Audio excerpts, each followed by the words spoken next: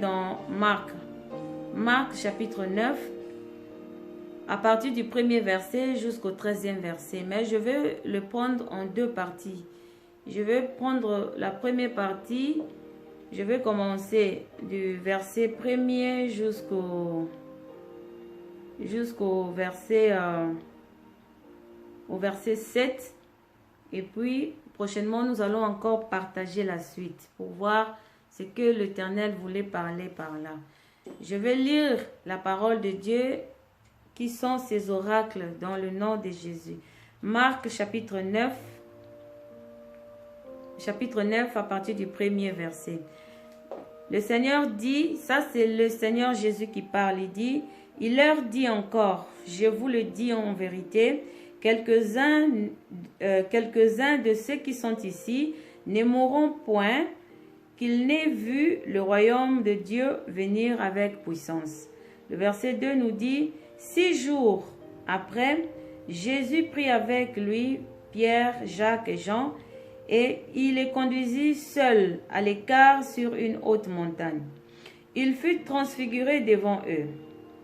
Ses vêtements devinrent resplendissants et d'une telle blancheur qu'il n'ait pas de foulon sur la terre qui puisse blanchir ainsi. Alléluia. Le verset 4 nous dit, Élie et Moïse leur apparurent, s'entretenant avec Jésus. Pierre, prenant la parole, dit à Jésus, Rabbi, il est bon que nous soyons ici, dressons 3 tentes, une pour toi, une pour Moïse, et une pour Élie. Car il ne savait que dire, le froid les ayant saisis. Le verset 7 nous dit, une nuée vint les couvrir, et de la nuée sortit une voix, celui-ci est mon fils bien-aimé, écoutez-le. Alléluia. Merci Saint-Esprit de Dieu.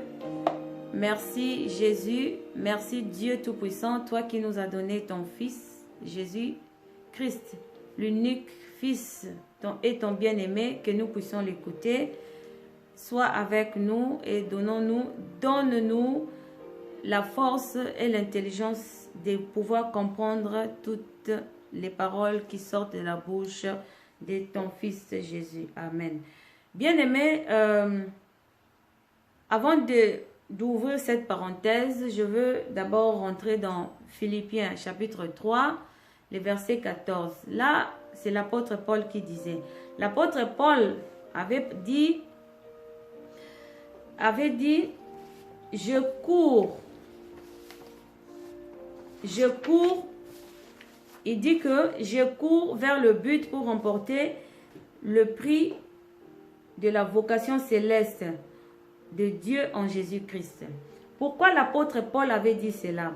L'apôtre Paul avait écouté aussi la voix de Dieu qui disait, celui-ci est le fils et mon fils bien-aimé, écoutez-le.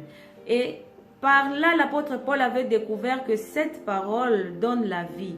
Et non pas simplement une vie simple, mais une vie éternelle. Alors l'apôtre Paul avait prononcé cette phrase, cette parole, il dit, je cours vers le but pour remporter le prix de la vocation céleste de Dieu en Jésus-Christ. Donc, moi aussi, comme l'apôtre Paul, je cours vers le but pour remporter les prix de la vocation céleste de Dieu en Jésus-Christ. Parce que cette parole donne la vie, une vie éternelle. Et cette vie est très importante. C'est Dieu qui l'a réservée pour ceux qui l'aiment. Amen. La transfiguration de Jésus, c'est notre sujet d'aujourd'hui. La transfiguration. Si nous lisons dans le verset 1er, nous allons voir, là Jésus disait, il donnait une promesse. Jésus donnait une promesse à ses disciples. Il enseignait ses disciples. Et là, il dit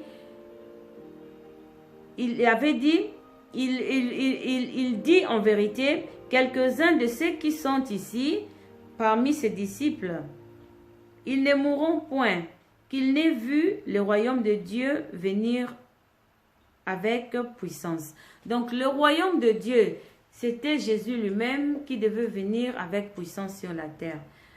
Mais pendant que Jésus, depuis qu'il avait pris tous les disciples qui étaient avec lui, il y avait personne qui connaissait vraiment sa seigneurie. Jésus était revêtu de la seigneurie, mais il cachait cela, il cachait cette gloire.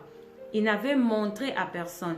Alors, c'était un peu compliqué pour que tout le monde les comprenne ce qu'il disait, il est le Fils de Dieu. Parmi les disciples, Jésus avait choisi le 3, Pierre, Jacques et Jean, et le conduisit à l'écart sur une haute montagne. Et puis là, Jésus se transfigura. Et lorsqu'il avait fait cela, c'était pour montrer aux disciples qui il était. Parce que depuis tout le temps qu'il était avec eux, il cachait sa seigneurie. Il ne montrait pas sa grandeur. Il ne montrait pas ce qu'il était. Alors, par là, par rapport à la promesse qu'il avait dit dans le verset 1er, que certaines parmi eux ne mourront pas sans avoir vu la puissance de Dieu, le royaume de Dieu venir avec puissance. Donc, c'était très important que Jésus leur montre. Et par cette transfiguration, Jésus les avait dit, ce que vous avez vu ici, gardez-le. Gardez-le, ne dites à personne jusqu'à ce que le Fils de l'homme sera ressuscité d'entre les morts. Ok. Et pendant cette transfiguration, il y avait Élie et puis Moïse qui était apparu, était venu là auprès de Jésus et il commençait à s'entretenir avec Jésus. Il commençait à s'entretenir avec Jésus. Et lorsque les disciples voyaient cela, ils étaient vraiment dans une très grande étonnement. Ils n'ont jamais vu Jésus ainsi et subitement, Jésus se transforme différemment. Il était vraiment, même le verset 3 l'a décrit ici, ses vêtements de verre resplendissants et d'une telle blancheur qu'il n'ait pas de foulon sur la terre qui puisse blanchir ainsi. Donc sur la terre, donc il y avait pas de foulon. Foulon, c'est-à-dire là où on pouvait nettoyer les habits ou bien pour blanchir les habits. Cette blancheur était, il y avait une splendeur donc incroyable. Donc splendeur, comme je dis, c'est la lumière de Dieu qui frappe, la lumière de Dieu qui reflète des rayons vraiment même difficile à regarder avec les yeux. Donc, c'était étonnant pour les disciples. Et par là, le verset 5, l'apôtre Pierre ne savait plus quoi dire. Ils étaient vraiment dans l'étonnement. Et l'apôtre Pierre dit, « Rabbi, il est bon que nous soyons ici. Dressons 3 tentes, une pour toi, une pour Moïse et une pour toi, pour Élie. » Donc, pour tous les 3, l'apôtre Pierre a proposé au Seigneur Jésus qu'il dresse 3 tentes pour chacun d'eux. Jésus, pendant cette transfiguration sur la montagne, Jésus pouvait rentrer au ciel, il pouvait repartir, il pouvait monter au ciel. Mais Jésus, il n'avait pas fait cela. Il n'avait pas fait cela. Pourquoi? Parce que sa mission devait arriver jusqu'au bout. C'est pour cela, après cette transfiguration, Élie et puis Moïse étaient disparus. Ils n'étaient plus là et Jésus était redescendu sur la montagne. Et par là, il parlait à ses disciples, ce que vous avez vu, gardez-le jusqu'à ce que le Fils de l'homme va ressusciter d'entre les morts. Alors, Jésus ne voulait pas rentrer. Si nous voyons dans Psaume 104, Psaume 104 nous a montré comment Jésus s'était transfiguré. Donc, sa grandeur était tellement incroyable. Ce que les apôtres avaient vu, c'était tellement inexplicable. Et le psaume 104 nous a montré ici comment la grandeur de Jésus était. Donc je vais lire psaume 104 verset 1er nous dit: Mon âme bénit l'Éternel. Éternel mon Dieu, tu es infiniment grand, tu es revêtu d'éclat et de magnificence. Le verset 2 nous dit, il s'enveloppe de lumière comme d'un manteau. Jésus s'enveloppe de lumière comme un manteau, comme d'un manteau. Il étend les cieux comme un pavillon. Donc cette lumière que Jésus revêt étend le cieux comme un pavillon. Nous connaissons les pavillons sont grands.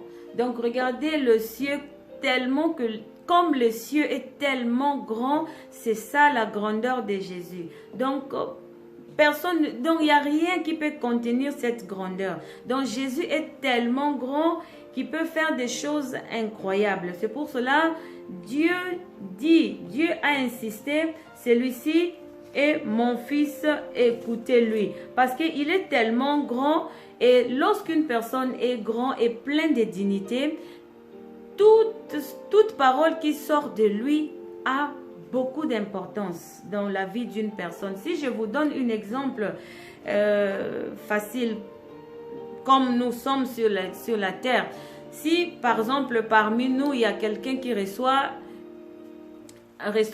l'appel d'un chef, d'un quelqu'un qui est grand, il reçoit l'appel et cet appel, le chef le dit, ce chef-là le dit, aujourd'hui je veux venir te rendre visite.